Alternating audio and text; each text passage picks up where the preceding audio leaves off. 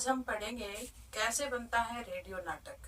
Radio नाटक कैसे लिखा जाता है, कैसे बनाया जाता है, आज हम जानेंगे। ये हमारा पाठ 12 है, 12वीं कक्षा का अभिव्यक्ति और माध्यम से।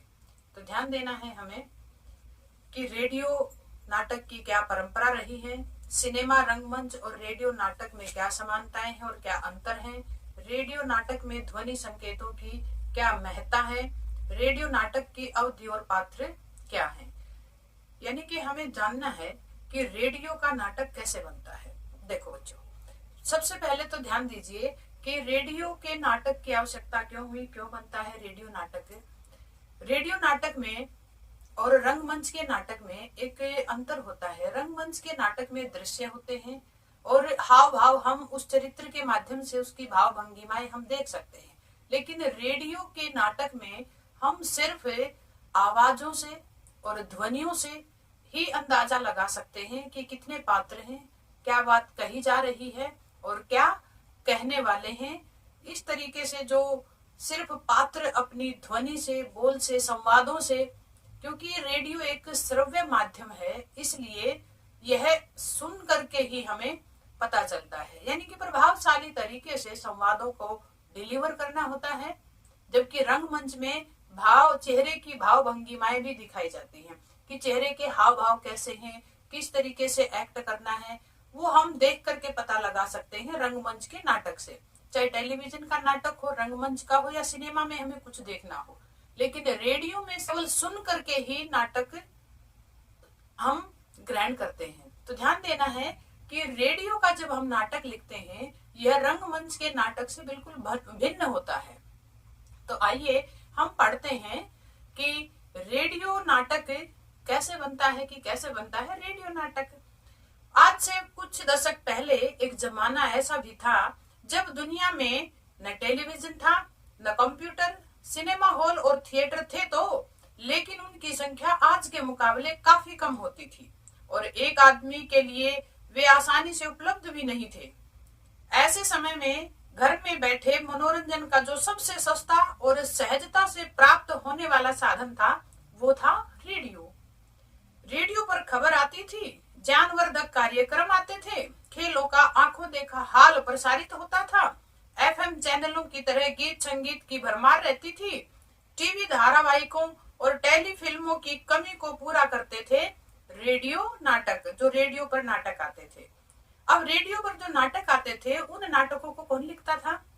रेडियो पर आने वाले नाटक, जो हिंदी साहित्य के तमाम बड़े बड़े नाम थे, बड़े बड़े चेहरे थे, वे रेडियो के लिए नाटक लिखते थे, रेडियो स्टेशनों के लिए काम करते थे और उनके लिए नाटक लिखते थे। अब उस समय में जितने भी नाटक लिखे गए थे, उन लेखकों के लिए बड़े सम्मान की बात होती थी कि वे रेडियो में नाटक लिख रहे हैं। हिंदी व अन्य भारतीय भाषाओं के नाट्य आंदोलन के विकास में रेडियो नाटक की अहम भूमिका रही है। हिंदी के कई नाटक जो बाद में मंच पर भी बेहद कामयाब रहे, मूल रूप से रेडियो के लिए ही लिखे गए थे। उनमें से सबसे धर्मवीर भारती जी का अंधायुग और मोहन राकेश का आषाढ़ का एक दिन, ये श्रेष्ठ उदाहरण देखने को मिलते हैं। लेकिन फिलहाल हम इस पर ध्यान देंगे कि रेडियो नाटक लिखे कैसे जाते हैं, कि रेडियो नाटकों का लेखन किस तरह से होता है। जैसे कि मैंने पहले बताया, रंगमंच और रेडियो के लिए नाटक लिखना एक अलग अलग विधा है। तो सिनेमा और रंगमंच की तरह रेडियो नाटक में भी चरित्र होते हैं, उन चरित्रों के आपसी संवाद होते हैं और इन्हीं संवादों के जरिए नाटक आगे बढ़ते हैं और नाटक के साथ साथ कहानी भी आगे बढ़ती है। अब सिनेमा और रंगमंच की तरह रेडियो नाटक में विजुअल अर्थात दृश्य नहीं होते, है ना, दृश्य नहीं होते। यह सबसे बड़ा अंतर है, क्योंकि रंगमंच में और सिनेमा में और टेलीविजन में दृश्य दिखाई देते हैं जिससे हम आसानी से समझ सकते हैं, लेकिन रेडियो में जो नाटक होता है उसमें दृश्य नहीं होते तो वो दिखाई नहीं देते। तो ध्यान देना है कि वे केवल संवाद के माध्यम से ही सारी बातें डिलीवर होती हैं।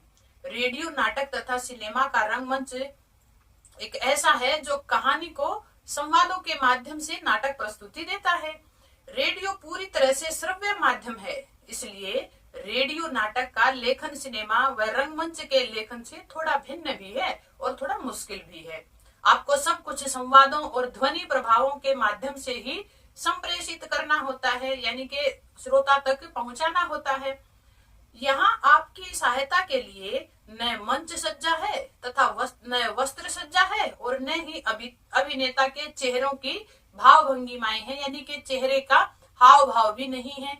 तो यह भी हमें ध्यान रखना है कि यहाँ पर ना ही तो मंच सजाया गया है, ना ही कोई वस्त्र, कैसे वस्त्र पहने हुए हैं, अच्छे सजे हुए हैं, फटे पुराने हैं, किस तरीके से, और ना ही अभिनेता का चेहरा दिखेगा आपको, केवल संवादों के माध्यम से पता चलेगा। नहीं तो बाकी सब कुछ वैसा ही है जैसा रंगमंच में लिखा जाता है। एक कहानी जैसे एक शुरुआत और मध्य अंत, इसे यूं भी कह सकते हैं कि पहले परिचय होता है, फिर द्वंद्व और समाधान। बस ये सब होगा, सब कुछ किसके माध्यम से? आवाज के माध्यम से। ये परिचय भी होगा, द्वंद्व भी होगा और समाधान भी होगा। ये किसके माध्यम से? आवाज के माध्यम से होगा। कहानी की विस्तृत जानकारी आपको कथा लेखन और नाट्य लेखन के अध्यायों से मिल गई होगी, यानी कि हमने जो पहले पढ़े हैं उनमें आपको पता चल गया होगा कि नाट्य लेखन कैसे होता है, कथा से कैसे नाटक बनाया जाता है। वहां से ही हमें रेडियो के लिए नाटक भी लिखना है, तो वहां से आपको ये जानकारी मिल गई है। तो आइए अब सबसे पहले बारी आती है कहानी चुनने की। कहानी आपको आपकी मौलिक हो चाहे किसी और स्रोत से ली गई हो, उनमें निम्न बातों का ध्यान जरूरी रखना होगा। कहानी ऐसी न हो कि जो पूरी तरह से एक्शन अर्थात हरकत पर निर्भर करती हो, क्योंकि रेडियो पर बहुत ज्यादा एक्शन सुनना उबाऊ लगता है। मान लीजिए आपकी पूरी कहानी का आधार पीछा करना है। अपराधी अपराध करके भाग रहा है, पुलिस उसके पीछे लगी है और बीच बीच में दिलचस्प नाटकीय घटनाएं घटती हैं। अब सिनेमा में इसे बड़ी खूबसूरती से पेश किया जा सकता है, क्योंकि पुलिस पीछे भाग रही है, उसको हम दृश्य के माध्यम से हम देख और समझ सकते हैं। लेकिन रेडियो में तो सिर्फ संवादों के माध्यम से समझना है ना, तो इसको किस तरीके से रेडियो में ये कथानक शायद अपना पूरा असर ना कर पाए, क्योंकि सिर्फ आवाजों की मदद से ही आप अपराधी और पुलिस की भागदौड़ से पैदा होने वाले रोमांच का सृजन नहीं कर पाएंगे। या मान लीजिए आपकी कहानी क्रिकेट या फुटबॉल जैसे खेल के इर्द गिर्द बनी हुई है, तब भी आप उसको रेडियो नाटक के माध्यम से अच्छी तरह प्रस्तुत नहीं कर पाएंगे। इसको केवल रंगमंच के माध्यम से प्रस्तुत करना होगा। अतः ये ध्यान देना है कि रेडियो नाटक में आपको कहानी का चुनाव अपने माध्यम के अनुसार करना होगा, क्योंकि हमारा माध्यम रेडियो है ना, तो रेडियो के जो माध्यम है उसके लिए जो उपयुक्त कहानी है हमें वही कहानी चुननी होगी। अब हमने कहानी तो चुन ली रेडियो नाटक के अनुसार, अब हमें देखना है कि वह नाटक कितना हमें लिखना है, कितनी उसकी अवधि होती है, किस प्रकार से उस अवधि को हम लिखते हैं। तो दूसरी बात क्या है, आमतौर पर रेडियो नाटक की अवधि 15 मिनट से 30 मिनट की होती है। इसके दो कारण हैं। पहला श्रव्य माध्यम है, क्योंकि देखो दृश्य माध्यम होता तो हमें नाटक में कोई उबाऊ नहीं लगता, हम उसको देखने में हमारा इंटरेस्ट क्रिएट हो जाता। लेकिन सिर्फ सुनने में कहानी अगर लंबी है तो श्रोता ऊब जाएंगे, क्योंकि जब भी हम कोई नाटक रंगमंच पर देखने जाते हैं या सिनेमा में देखने जाते हैं तो हम पैसे दे करके टिकट खरीदते हैं, और अगर हमें उबाऊ लगता भी है तो भी हम वहां बैठ करके उसको देखते हैं कि हमारे पैसे लगे हैं। लेकिन अगर रेडियो में ऐसा होता है 15 से 20-30 मिनट से ज्यादा अवधि हो जाती है तो उबाऊ होने लगे तो हम झट से रेडियो का स्टेशन बदल देते हैं। तो इसीलिए उबाऊ ना हो, श्रोता ध्यान से सुने, तो नाटक की अवधि 15 से 20 मिनट तक रखी जाती है। ठीक है, तो सिनेमा या नाटक में दर्शक अपने घरों से बाहर निकल करके किसी अन्य सार्वजनिक स्थान पर एकत्रित होते हैं। इसका मतलब यह है कि वो इन आयोजनों के लिए एक प्रयास करते हैं और अनजाने लोगों के साथ समूह में का हिस्सा बनकर प्रेक्षागृह में बैठते हैं। अंग्रेजी में इन्हें कैप्टिव ऑडियंस कहते हैं, अर्थात एक स्थान पर कैद किए गए दर्शक। जबकि टीवी या रेडियो ऐसे माध्यम हैं, आमतौर पर इंसान इन्हें घर पर ही सुनता है और अपनी मर्जी से इन यंत्रों पर आ रहे कार्यक्रमों को देखता और सुनता है। सिनेमा घर या नाट्य गृह में बैठा दर्शक थोड़ा बोर हो जाएगा, लेकिन आसानी से उठकर नहीं जाएगा। पूरे मनोयोग से जो कार्यक्रम देखने आया है देखेगा। जबकि घर पर बैठकर रेडियो सुनने वाला श्रोता मन उचटते ही किसी और स्टेशन के लिए सुई घुमा सकता है या उसका ध्यान कहीं और भी भटक सकता है। इसीलिए अमूमन रेडियो नाटक की अवधि छोटी होती है। और अगर आपकी कहानी लंबी है तो फिर वह एक धारावाहिक के रूप में पेश की जाती है। धारावाहिक के रूप में पेश करना मतलब 15 से 30 मिनट की एक कड़ी, 15 से 20 या 30 मिनट की एक कड़ी, इस तरीके से भागों में प्रसारित किया जाता है। यहाँ एक बात और समझ लीजिए, रेडियो पर निश्चित समय पर निश्चित कार्यक्रम आते हैं, यानी कि टाइम होता है सभी कार्यक्रमों का, इसीलिए इनकी अवधि भी निश्चित होती है, 15, 30 मिनट, 45 मिनट या 60 मिनट। अब हमें पता लग गया है कि रेडियो नाटक की अवधि छोटी होती है। अब क्योंकि आपके रेडियो नाटक की अवधि ही सीमित है, तो फिर आप अपने ही पात्रों की संख्या भी सीमित हो जाएगी, यानी कि आपके जो पात्र हैं रेडियो नाटक लिखते वक्त, उन पात्रों की संख्या भी सीमित हो जाएगी। जैसे फॉर एग्जाम्पल हम समझते हैं, जैसे रंगमंच के नाटक में, सिनेमा को देखते हैं, टेलीविजन में देखते हैं। अब इनमें अगर हम देखते हैं तो क्या होगा कि जो भी मान लिया पीछे से कोई आवाज आई, फेरी वाला तो आवाज लगाता है, अब उस फेरी वाले को हम देख सकते हैं, वो एक पात्र बनता है। लेकिन रेडियो नाटक में ऐसा नहीं होता, वो सिर्फ एक या दो आवाज, पीछे से कोई एक या दो आवाज दे करके निकल जाएगा, अर्थात वो पात्र सीमित ही होंगे, वो एक दो आवाज के लिए एक नए पात्र का निर्माण नहीं करेंगे, ये ध्यान रखना है। तो फिर क्या होगा, ध्यान दो, क्योंकि देखो इतने रेडियो में एक तो श्रव्य है, सुनेंगे हम, सुनने के साथ साथ अगर वो ज्यादा करेक्टर उसमें होंगे, ज्यादा पात्र होंगे, तो फिर भी वो उबाऊ बन जाता है, इसीलिए उनकी संख्या भी सीमित हो जानी चाहिए। एक रिश्ता क्रिएट होता है संवादों के माध्यम से, तो श्रोता को दिक्कत नहीं होगी अगर कम अगर पात्र हैं तो अगर संख्याओं में बात करनी है तो इस प्रकार से हम कह सकते हैं कि 15 मिनट की अवधि वाले रेडियो नाटक में पात्रों की अधिकतम संख्या 5 से 6 हो सकती है। 30-40 मिनट की अवधि के नाटक में 8 से 12 पात्र हो सकते हैं। अगर 1 घंटे या उससे ज्यादा अवधि का नाटक लिखना पड़ जाए तो उसमें 15 से 20 भूमिकाएं गढ़ी जा सकती हैं। पात्रों की संख्या के मामले में 2 संकेत और उपरोक्त बताई गई संख्याओं का एक अंदाजा मात्र है। जैसे मैंने अभी आपको एक उदाहरण बताया ना कि 15 मिनट के रेडियो नाटक में अगर जरूरत है तो 7 से 8 किरदार भी हो सकते हैं, लेकिन यह संख्या बहुत ज्यादा बढ़ाई तो जैसा पहले कहा गया है कि श्रोता के लिए मुसीबत उठ खड़ी हो सकती है। दूसरे, जब हम संख्याओं की बात करते हैं तो ये प्रमुख और सहायक भूमिकाओं की संख्या है। प्रमुख भूमिकाएं तो सीमित पात्र ही निभाएंगे।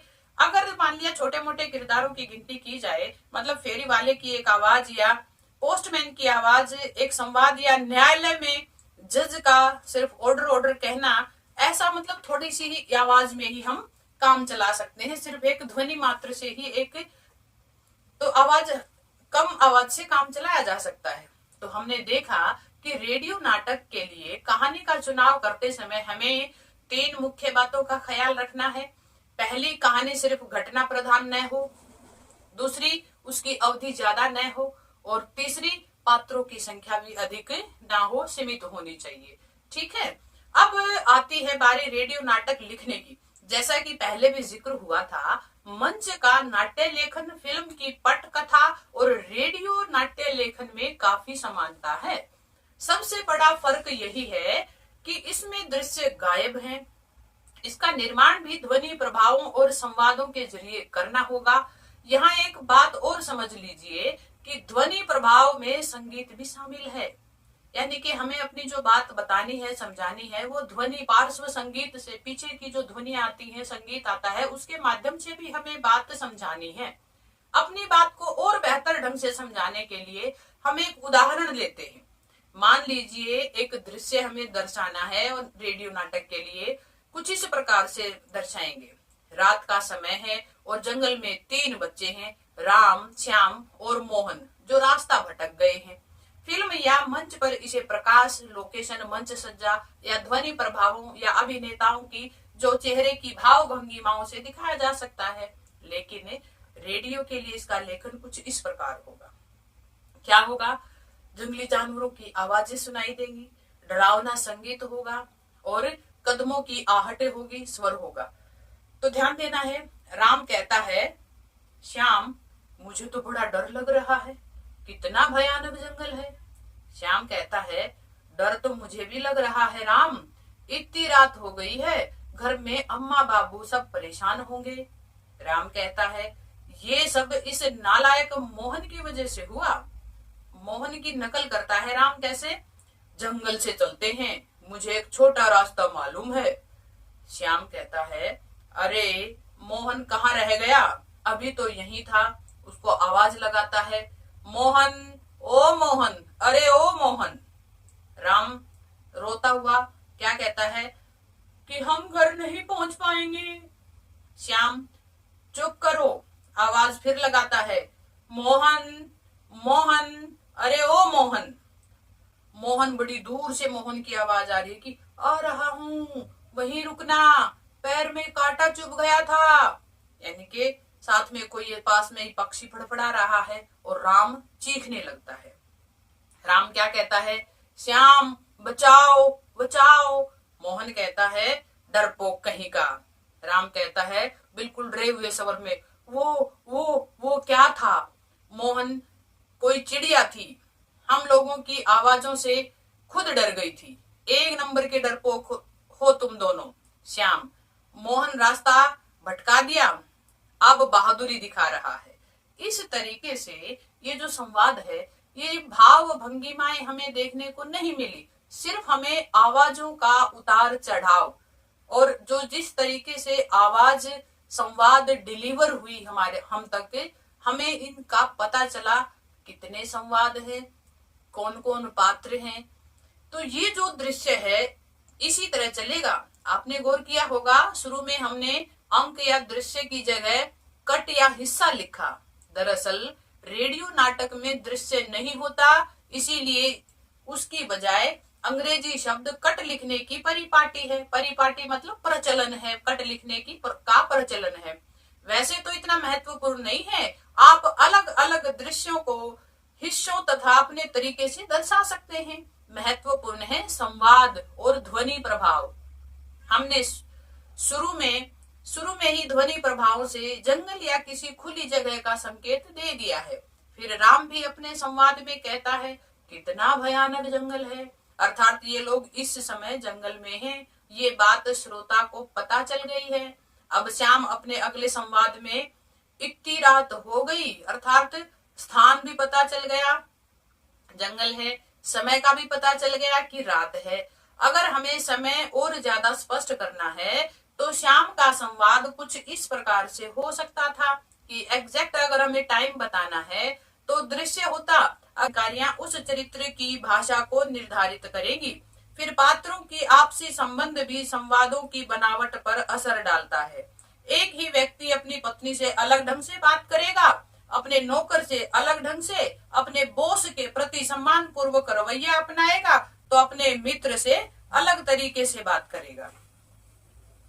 तो ध्यान देना है कि नाटक में सिर्फ संवादों के माध्यम से हमें पता चलता है, ये सब प्रकट होगा उसके संवादों से। यूं तो ये सब कुछ फिल्म और मंच के लिए लिखे गए संवादों पर भी लागू होता है, लेकिन रेडियो क्योंकि मूलतः संवाद प्रधान माध्यम है, इसीलिए यहाँ एक खास ध्यान रखना होता है। संवाद से ही संबंधित एक तथ्य और है, और ये विशेषकर रेडियो नाटक पर ही लागू होता है, क्योंकि रेडियो में कौन किस से बात कर रहा है हम देख नहीं पाते, इसलिए संवाद जिस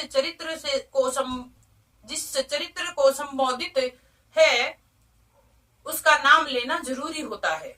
खास तौर पर जब दृश्यों में 2 से अधिक पात्र हों। इसके अलावा रेडियो नाटक में कई बार कोई पात्र विशेष जब कोई हरकत, कोई एक्शन करता है तो उसे भी संवाद का हिस्सा बनाना पड़ता है। उदाहरण के लिए हमारा चरित्र पार्क में है और उसे बेंच पर बैठना है तो उसका संवाद कुछ इस तरह से होगा, कितनी गर्मी है आज पार्क में, चलूं कुछ देर इस बेंच पर बैठ जाऊं।